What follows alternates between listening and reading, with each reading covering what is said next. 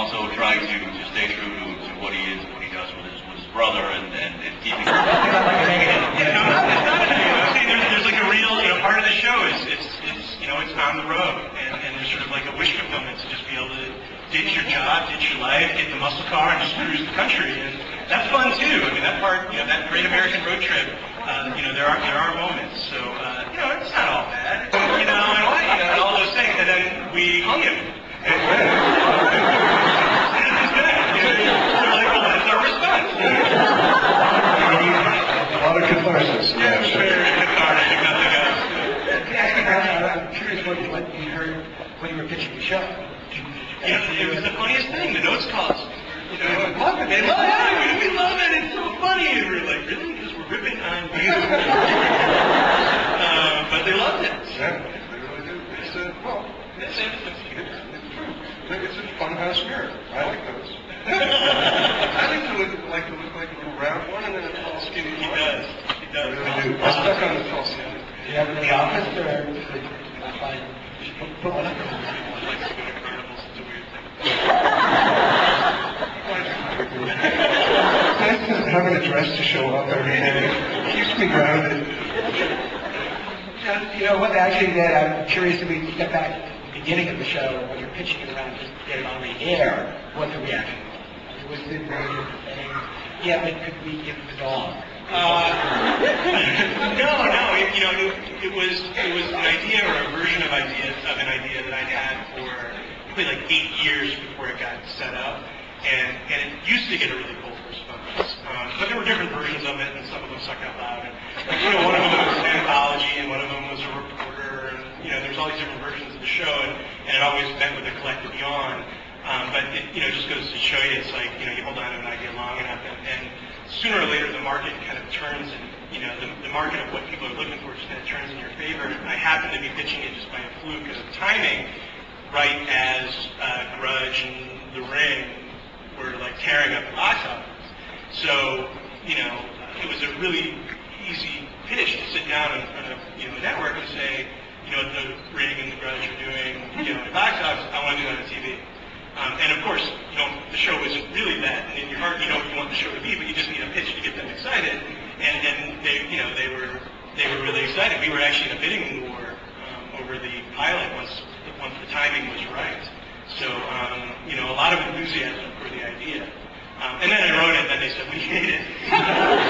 but at least the pitch sold. That's really true. I spent 3 months on the script, and it was like, here's my baby. And I showed it to them. They're like, this is unreadable, and they tore it up. And they said, we hate it. And so me and co-executive producer Peter Thompson, I spent 3 months on the first draft. We tore it up. We rewrote the entire story. I wrote it in 10 days, and that was the pilot that got shot. I can see why you hung him. The guy who broke his neck. Yeah. It made you feel better, and you got others. Going back to actually the Hollywood episode makes me also wonder, going down, everybody tell me a favorite episode. Do you have a particular one, maybe, that you wrote it, or you have the content, was there one that you look back and go, yeah, that's the one? No. I really like the pilot still. I fell in love with the show when I saw the pilot. The second I saw that ghost for the first time, I was like, that is the show I'm working on, for sure. And, I just think we did really good season openers. I really liked In My Time of Dying a lot. And everything Ben Edlund ever wrote. That's true.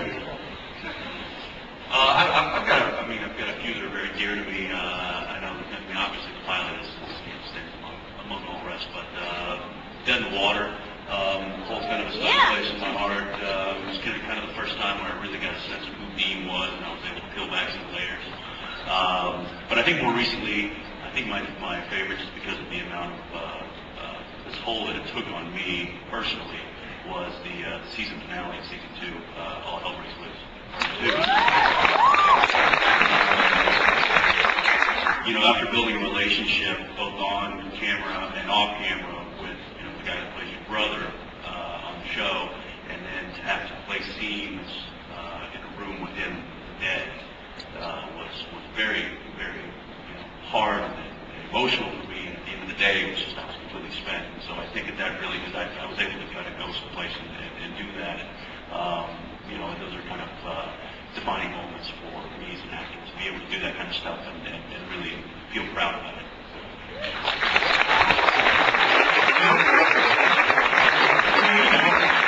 I mean, I love them all. I mean, they're all kind of, you know, different versions of my kids. But my favorite is, my single, if I had to choose one single episode in season 2 as my favorite, would be Night Shift or the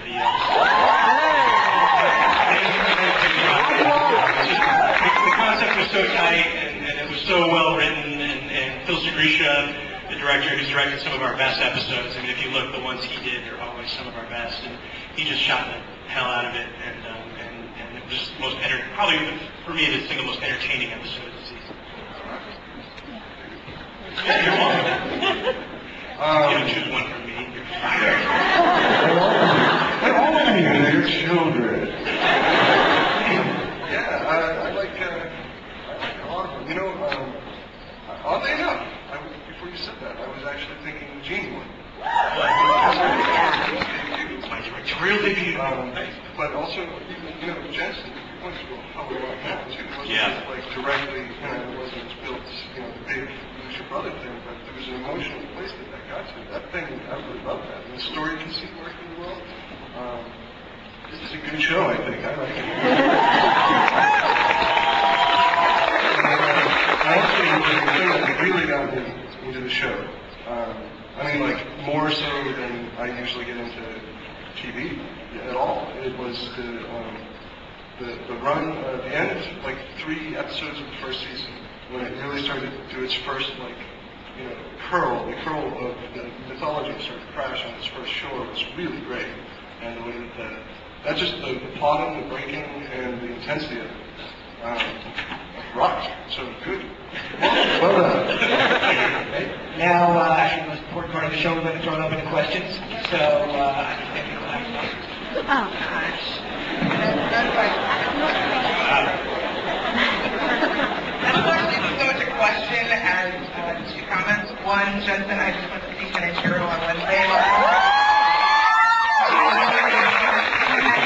2, I'm here on behalf of some people from Fandom Rocks, which is an group of fans looking to donate money to charity, and they have some letters for you, Mr. Pete Jensen, and also one for Garrett before he wasn't here. Is it all right if I can bring You them? can pass over there. Lovely Our one brothers right people. there. Thank you. They will get to us. Thank you very much. Thanks. All right, thanks. So I'm sure there's a couple different cars that you use when you're filming the show. Probably a car question. Do you want to know what size engine?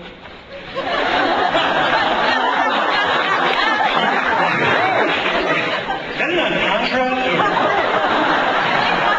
It felt like one, didn't it? I honestly, you know, there's the transpo department up there. 427 and 1, I know. That's the biggest one we've got. That's the stunt one. That's the one we've got some hydraulic brakes. We've got skid plates on that one. We've got some stabilizing bars underneath it. Jensen is a man.